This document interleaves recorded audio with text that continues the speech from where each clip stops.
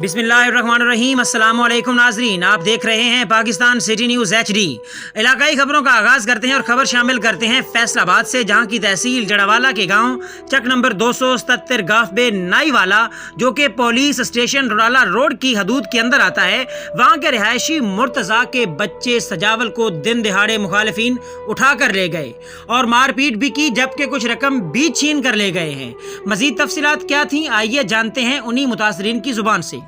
ਲੈ ਗਏ ਨੇ ਜ਼ਬਰਦਸਤੀ ਨਾਲ ਮੇਰਾ ਦੋਤਰਾ ਤੇ ਖੋ ਕੇ ਲੈ ਗਏ ਨੇ, ਮੇਰੇ ਬੱਚੇ ਨੂੰ ਮਾਰਿਆ ਇਹਨੇ ਤੇ ਡਕੈਤੀ ਕੀਤੀ ਇਹਨੇ, ਮੋਬਾਈਲ ਵੀ ਖੋਇਆ ਇਹਨੇ ਤੇ ਪੈਸੇ ਵੀ ਖੋ ਲਏ।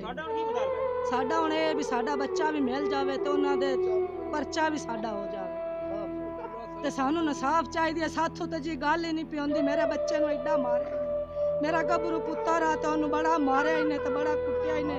ਸਾਥੋਂ ਤਾਂ ਹੁਣ ਗੱਲ ਹੀ ਨਹੀਂ ਪਿਉਂਦੀ ਤੇ ਅਸੀਂ ਥਾਣੇ ਗਏ, ਸਾਡੀ ਥਾਣੇ ਵਾਲਿਆਂ ਵੀ ਕੋਈ ਨਹੀਂ ਸੁਣੀ। ਦੁਬਾਰਾ ਦਾ ਟਾਈਮ ਹੈ ਜੀ, ਸਾਡੇ ਨਾਲ ਡਕੈਤੀ ਵੀ ਕਰ ਗਏ ਨੇ ਤੇ ਬੱਚਾ ਵੀ ਮੇਰਾ ਚੁੱਕ ਕੇ ਲੈ ਗਏ ਨੇ।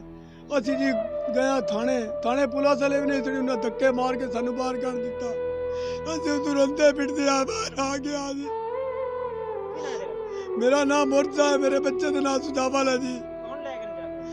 हाँ जी 5 बंदे हाँ जी, उन्होंने नागरा उम्र दराज है। एक दिन अलिक्सा दे दुए मेरी जालत नहीं आ जी, पिस्टन बंदे कोल है, एक और रिपीटर आ उन्हें साड़ी कान पट्टी ते रखे दा बच्चा मेरा उठा गया। असी रोंदे पिटते रहे, सानू जी मोबाइल भी लै गए, सानू कोई नहीं ना गया थाने वाले सुनी कोई, सानू धक्के मार के बाहर काट दिता इन्हें। पैसे भी आ साडे नाल, मोबाइल भी आ बात है जी, कुछ भी नहीं मसला साडे नाम दी रात रसाई आई। अदालत दे फैसला मेरे हक होया जी, वो जी लै गए बच्चा, हुण अदालत जाओ जी, फैसला मेरे हक च है। महीने के बाद जी फैसला हो गया साडा, जबरदस्ती साडे कोल चाह के लै गए मेरा बच्चा। हुण असीं ये मुतालबा करने सानू बच्चा मिलिया जाए, साडा परचा होवे, साडा पुलिस दा नाल साडे टुरे। हाँ साढ़े जी जाती हो साढ़े क्लीयर की जाए, असीं माड़े बंदे ढेर सारी जाती होई साढ़े नाल जी।